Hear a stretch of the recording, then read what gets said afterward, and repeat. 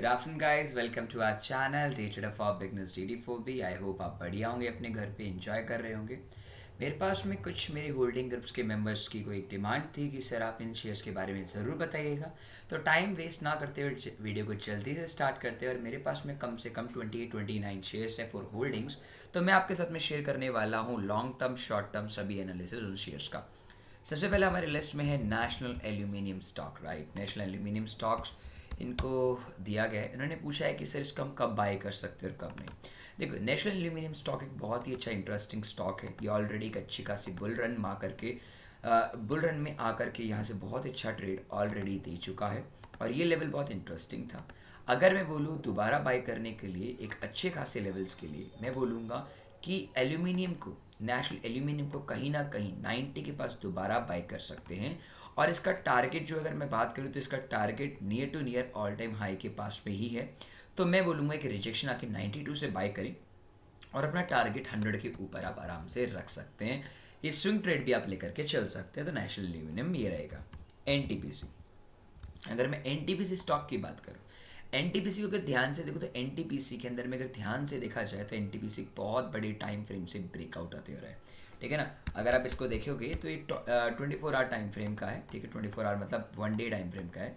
तो अगर एनटीपीसी आपको अगर ये ट्रेंड लाइन पे दोबारा मिलता है, नियर बाय इस लेवल पे मिलता है, तो आप एनटीपीसी को एक सपोर्ट लेते हुए इस ट्रेंड लाइन पे एक सपोर्ट लेकर के 226 तक का बाय कर सकते हो। आफ्टर टचिंग 114 के अराउंड ऑफ आप इसको आराम से ट्रेड करके चल सकते हो। बिकॉज ये नीचे से एक ट्रेंड लाइन भी सपोर्ट देता हुआ चल रहा है, तो there is a no problem. अगर आपने होल्डिंग किया तो आप होल्ड भी कर सकते हैं। अगला शेयर है JSW स्टील। ये स्टॉक मेरे वॉच लिस्ट में काफ़ी दिनों से ही पेंडिंग था और यहाँ से मेरा एक बहुत ही प्यारा ट्रेड बना भी JSW स्टील का। ऑलरेडी ऑल टाइम हाई पे आ चुका है। स्टील सेक्टर तो ऑलरेडी बूमिंग में चल रहे हैं, मार्केट रिजेक्शन दे रहा है। एक बार अगर मार्केट एक बार इस तरह से ब्रेकआउट करके रीटेस्ट दे दे तो आप एक अच्छी स्मॉल क्वांटिटी से बाय करके देख सकते हैं। और जब भी नया हाई बने तो थोड़ी बहुत क्वांटिटी आप इसमें ऐड करते हो चले। अभी नीचे आने का मेरे को कुछ लगता नहीं कि नीचे आएगा, बट ऊपर जा रहा है तो बहुत अच्छी बात है। अगला है हैप्पीएस्ट माइंड। हैप्पीएस्ट माइंड की अगर मैं बात करूँ तो हैप्पीएस्ट माइंड एकदम बुल रन का ट्रेड है और ये कहते हैं आए हुए अभी इतना टाइम हुआ नहीं है। हैप्पीएस्ट माइंड के अंदर में आप कहीं ना कहीं यहाँ से एक अच्छी अपॉर्चुनिटी बना सकते हैं। बिकॉज एक बहुत ही अच्छा ब्रेकआउट ऐसे 4 आवर टाइम फ्रेम में अगर देखो तो बहुत अच्छा ब्रेकआउट दे चुका है। ऑफकोर्स ये बात है कि नीचे से एक सपोर्ट लेवल भी है आपके पास में, तो आपको कहीं ना कहीं हाँ हैप्पीएस्ट माइंड यहाँ से ब्रेकआउट होकर के एक 1560 के अराउंड ऑफ आप लेवल देख सकते हो। अगर गैप डाउन खुलता है तो आप 1400 से बाय करके 120 पॉइंट्स का एक ट्रेड आप ले सकते हैं हैप्पीएस्ट माइंड में। अगला है DCB बैंक। अगर मैं DCB बैंक की बात करूँ, DCB बैंक को हम इवन तो 4 आवर में टाइम फ्रेम पे एनालिसिस नहीं कर सकते। We need a bigger time frame for that, right. अगर मैं बिगर टाइम फ्रेम की अगर बात करूँ तो बिगर टाइम फ्रेम में DBS बैंक बहुत ही अच्छी ट्रेंड लाइन सपोर्ट कर रहा है, बहुत ही प्यारी ट्रेंड लाइन सपोर्ट कर रहा है। दे show me a significance trade और मार्केट एक लास्ट जैसे बोलते हैं ना, एक आपके पास में एक बहुत ही प्यारा लेवल्स आया भी है। बट DBS बैंक को भी बाय करना एक थोड़ा सा इंपॉर्टेंट नहीं है। मैं बोलूँगा DBS बैंक को आपको क्या बोलते हैं छोड़ देना चाहिए। अगर पोर्टफोलियो में भी अगर ये ब्रेकआउट कर देता तो निकाल दो 92 से। जब भी DBS बैंक जब भी क्या बोलते हैं 104 को तोड़ के ऊपर निकले जब आप उसको एक अपॉर्चुनिटी बनाना चाहिए। अदरवाइज इसकी एक अगर बोलूँ तो जब से इसका लास्ट क्वार्टर का रिजल्ट आया है बहुत ख़राब है। इस क्वार्टर का रिजल्ट भी कहीं ना कहीं ख़राब लग ही रहा है जिस तरीके से मार्केट कर रहा है। अगर मंडी को एक अच्छी गैप अप ओपनिंग देता है तो वो एक काम ये भी कर सकता है कि हेड एंड शोल्डर पैटर्न बनाते हुए रिटेस्ट देनी चाहिए। जब तक ये 112 के ऊपर नहीं जा रहा जब तक आप इसके अंदर में एक फ्रेश बाइंग ना बनाए। अगला है SBI का रिपोर्ट आया। रिपोर्ट आने के बाद में सभी लोगों ने उसमें पैसा लगाया और वो फंस चुके हैं। अगर मैं बात करूँ SBI को लेकर तो SBI ने एक बहुत ही अच्छी ट्रेंड लाइन सपोर्ट की थी ऊपर से, और मैंने अपने टेलीग्राम चैनल के ऊपर भी इसे डिस्कस किया था। अगर मैं बात करूँ SBI को लेकर तो SBI कहीं ना कहीं आपको एक ऐसे लेवल पे वापस मिल सकता है जो कि कहीं ना कहीं बैंकिंग स्टॉक्स को डाउन साइड देके उन्हें को मिलेगा। 410 से आप दोबारा बाय करें 420 470 के लेवल्स के लिए तो बहुत अच्छा है। अभी आप इसको एक होल्डिंग पे ना डालें। रूट मोबाइल अगला शेयर है मेरे पास में। रूट मोबाइल, अगर मैं रूट मोबाइल की बात करूँ, रूट मोबाइल बहुत ही प्यारी तरीके से एक बहुत ही अच्छे सपोर्ट लेवल पे आया है और रूट मोबाइल का मैं जनरली बेसब्री से इंतज़ार है इस ट्रेंड लाइन टचिंग का। क्यों? बिकॉज यहाँ एक बहुत ही प्यारा मेजर सपोर्ट लेवल है। Even though this is also be a major support, but ये मेरे को थोड़ा अच्छा सपोर्ट लेवल लग रहा है। अगर मेरे को 1800 से अगर मिले तो मैं आराम से 2300 तक का रूट मोबाइल का टारगेट आराम से सेट कर सकता हूँ। अगला ट्रेड है मेरे पास में डाबर का। डाबर नो डाउट, डाबर क्या बोलते हैं, एफएमसीजी जितनी भी चीज़ें एफएमसीजी के बहुत ही डाउन साइड की मोमेंटम मिल रहा है। अगर मैं डाबर की बात करूँ तो Dabur taking a support of this particular zone. जब तक डाबर इस ट्रेंड लाइन से ऊपर है और सपोर्ट कर रहा है तो आपको कहीं ना कहीं टेंशन लेने की बिल्कुल भी ज़रूरत नहीं है 1% भी, जब तक, क्योंकि आपको यहाँ से एक ब्रेकआउट मिल चुका है। बट मैं हमेशा जोन ट्रेडर हूँ, तो जोन ट्रेडिंग के अराउंड ऑफ आपको एक डबल बॉटम मिल करके एक रिवर्सल कैंडल आराम से मार सकता है डाबर। तो be prepare for that. Dabur के अंदर आप नई क्वांटिटी और ऐड कर सकते हो, और इवन दो डाबर में एक अर्निंग भी बहुत अच्छा आया है, बहुत अच्छी अर्निंग आपको देखने को मिली है। अगला है अदानी एंटरप्राइजेस। अगर आपको पता हो तो अदानी एंटरप्राइजेस और अदानी के सारे स्टॉक के ऊपर, सारे के सारे स्टॉक्स के ऊपर क्या बोलते हैं, अगर आपको याद हो तो सेबी ने सारी रिस्ट्रिक्शंस हटा दी हैं। और अगर आप लास्ट स्विंग से अगर ध्यान से देखेंगे तो अदानी ने 78.6 का लेवल मेंटेन करते हुए मार्केटिंग बहुत बड़ा हाई मारा है।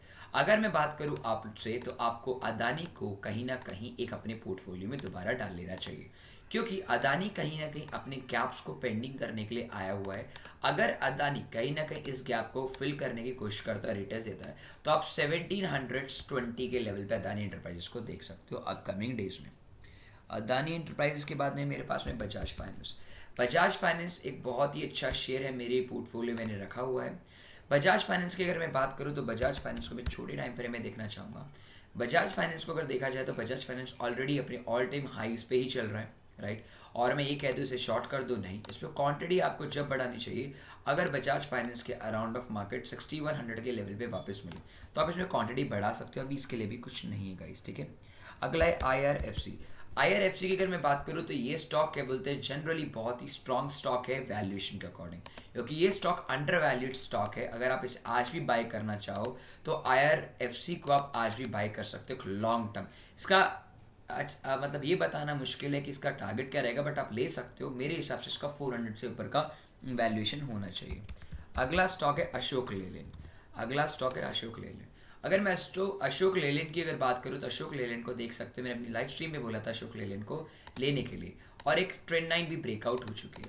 अगर मैं बोलूँ तो जनरली आपको अशोक लेलैंड को वापस 130 से उठाना चाहिए। 130 लेवल के अराउंड ऑफ अगर आपको मिले तो एक बहुत ही अच्छे लेवल्स के लिए आराम से मिल सकता है गाइस, ठीक है ना। तो आप आराम से कहीं ना कहीं अच्छे लेवल्स के लिए गाइस मिल सकता है। ओके, तो आपको 130 के लिए अशोक लेलैंड के लिए वेट करना चाहिए। अगला है पीडीलाइट। पीडीलाइट को पूछने वाले आदमी ने मुझसे पूछा है कि सर क्या मैं इस शेयर को 5 से 6 साल के लिए रख सकता हूँ। अगर मैं बोलूँ 5 से 6 साल के लिए पीडीलाइट की अगर बात की जाए, पीडीलाइट अच्छा है, 5 से 6 साल के लिए एक रिट्रेसमेंट दे रहा है। अब क्वांटिटी अगर ये गिरता है तो अगर गिरने लगा तो पीडीलाइट नियर टू नियर 1095 पे आएगा। अभी इस जोन के अंदर में आपको पोजीशन हमेशा बढ़ानी, लोअर लोस पे हमेशा थोड़ी थोड़ी क्वांटिटी बढ़ाती जानी है। अगर मार्केट इधर से रिवर्स लेता है तो आप इधर से एक और बाइंग अपॉर्चुनिटी बना सकते हैं। अगला है टाइम टेक का। यस, टाइम टेक की अगर मैं बात करूँ, सबसे पहले टाइम टेक की बात करूँ भाई, टाइम टेक ने बहुत ही अच्छा जोन क्रिएट किया, बहुत अच्छा सपोर्ट लिया, बहुत अच्छा ब्रेकआउट दिया। तो अब ये सस्टेन करना चाहिए इस लेवल के ऊपर। अगर ये वापस 84 पे मिले तो आप वापस बाय करके 95 का टारगेट रख सकते हो। अगला है अगला है एंजल ब्रोकिंग। एंजल ब्रोकिंग की मैं बात कर लेता हूँ। एंजल ब्रोकिंग में वैसे एंजल ब्रोकिंग के अंदर में ट्रेड करता नहीं हूँ, राइट। बेसिकली एंजल ब्रोकिंग ना, ओके, एंजल जैसे थे, हाँ, okay, GEL, okay. Angel broking की अगर मैं बात करूँ तो एंजल ब्रोकिंग के अंदर में यहाँ से एक अच्छा खासा बाइंग करना थोड़ा मुश्किल है, तो भी मैं इसको एक ड्रॉप बोलना चाहूँगा। अगर आप नई पोजीशन बनाने की सोच रहे हो तो प्लीज़ ना ही बनाएं इसके अंदर में, तो ये एक अच्छा स्टॉक मेरे हिसाब से तो नहीं है। कोलपाल का बहुत ही इंटरेस्टिंग मेरे पास में वो है। अगर कोलपाल की मैं बात करूँ तो कोलपाल बहुत ही इंटरेस्टिंगली मार्केट में कहते हैं एक डिसअपॉइंटेड फिगर्स आए हैं हमारे पास में। मैं कोलपाल को जनरली और गिरता हुआ दिख रहा हूँ, और जो कि कहीं ना कहीं लोअर लोस फॉर्मेशन बनती हुई चल रही है। मैं 1540 के अराउंड ऑफ बाई करूँगा। अगर आपने बाई करके रखा है होल्ड करो, थोड़े दिन में वो ऊपर आ जाएगा। V guard.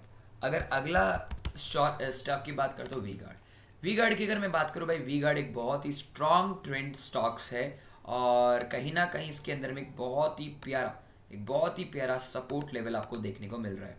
अगर आप देखेंगे तो वी गार्ड के अंदर एक बहुत ही ऊपर से एक अच्छी खासी लाइन भी आपको देखने को मिलेगी, ट्रेंड लाइन भी, और एक बहुत प्यारा सपोर्ट भी आपको देखने को मिल रहा है।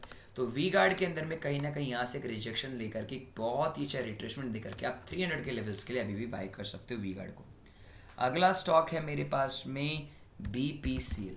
BPCL को guys, BPCL is quite be very interesting, बहुत अच्छा स्टॉक है। और BPCL ऑलरेडी मैं अपने होल्डिंग पे डाल चुका हूँ। करंट प्राइस है 415 और मेरा target near to near 40 points का है, तो I have no problem. BPCL को आप होल्ड करके चलिए, अगर आपके पास में नहीं है तो क्वांटिटी बढ़ा सकते हो। बैंक ऑफ बड़ौदा, अगर मैं बैंक ऑफ बड़ौदा की बात करूँ, बैंक ऑफ बड़ौदा एक काफ़ी अच्छा स्टॉक है और एक बैंक ऑफ बड़ौदा एक अच्छी खासी लेवल पे सेम बैंक निफ्टी का पैटर्न क्रिएट करता हुआ, सेम बैंक निफ्टी में ने भी पैटर्न क्रिएट किया हुआ है। So I will tell you one simple thing, if bank of Baroda इस ट्रेंड लाइन को सपोर्ट लेते हुए और ऊपर जाता है, रेसिस्टेंट तोड़ता है और सपोर्ट लेता है, तो आप बैंक ऑफ बड़ौदा में आराम से ऑल टाइम हाई तक का ट्रेड लेकर के चल सकते हो बैंक ऑफ बड़ौदा में। बैंक ऑफ बड़ौदा के बाद में अगला है पॉलीमर सीमेंट, राइट, पॉलीमेट की अगर बात करूँ, पॉलीमेट ही बोला, सॉरी पॉलीमेट ही है ना, ओके पॉलीमेट, हाँ ओके यस पॉलीमेडिक मेट, ओके। पॉलीमेट की अगर मैं बात करूँ, एक अच्छा स्टॉक है, नो डाउट पोटेंशियल है ऊपर जाने का।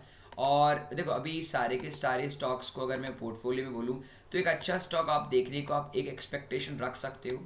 और मैं बोलूँगा पॉलीमेड को आपको होल्डिंग पे रखना चाहिए, एक बहुत ही स्ट्रॉन्ग स्टॉक है और एक कहीं ना कहीं डबल बॉटम टाइप बना भी रहा है डायगनली, और एक अच्छा खासा ब्रेकआउट भी है। अगर मार्केट को आप अभी कंडीशन बढ़ाते हो तो आप छोटा सा टारगेट रख सकते हो 1000 पॉइंट का, फिर वापस 100 पॉइंट का, वापस आए दोबारा उठा लेना। जब तक ट्रेंड लाइन सपोर्ट ले रहा है जब तक आप इसमें होल्डिंग करके चलेंगे, जिस दिन इसने ब्रेकआउट कर दिया उस दिन तो आप आराम से लेके चले। ओके अगला स्टॉक है हमारे पास में कौन सा है, व्हाट विज़ार्ड मूवी, ओके। ये स्टॉक देखो, इस स्टॉक को बताना मुश्किल है because the reason is very simple, इसमें upper circuit and lower circuit चल रहे हैं और जिसने स्टॉक को ले लिया है मैं तो यही रिकमेंडेशन करूंगा, तो होल्ड कर लो, either to be sell, because ये बहुत दिनों के बाद डिविडेंड देने वाली, अगर डिविडेंड देगी तो ऐसा स्टॉक तो, और ये डिविडेंड देने भी वाली कितना है ध्यान से देखिए। अगर मैं डिविडेंड की बात करूँ तो इट्स अप्रॉक्सीमेटली 0.05 का डिविडेंड दे रही है और 19 सितंबर को देने वाली है, पेमेंट डेट है। तो 0.5 भी देगा तो 1 रुपये 2 रुपये तो वैसे ही गिरा देगा इस शेयर, तो मैं तो बोलूँगा इस शेयर को निकालने के लिए, राइट। ओके नेक्स्ट स्टॉक है गाइस गेल का काफ़ी डिमांड में लोग पूछ रहे हैं सर गेल का क्या होगा। देखो गेल आई ऑलरेडी टोल्ड यू गेल बहुत ही स्ट्रांग, बहुत ही ज़्यादा स्ट्रांग लेवल के अराउंड ऑफ मुझे भी गेल मिला हुआ है और गेल को मैं जनरली बोल भी चुका हूँ कि गेल को अपने वॉच लिस्ट में डालिए ज़रूर। उसका अर्निंग नेगेटिव आने के बाद में भी बहुत इंटरेस्टिंग, बिकॉज इतनी उम्मीद नहीं थी किसी को कि ये उठ जाएगा, बट मैं बोलता हूँ जब तक आपका इस मार्केट से ऊपर है, यहाँ से बुलिश मारे तो आप नई क्वांटिटी बढ़ा करके 167 ऑल टाइम हाई के पास में ले जा सकते हैं गेल को।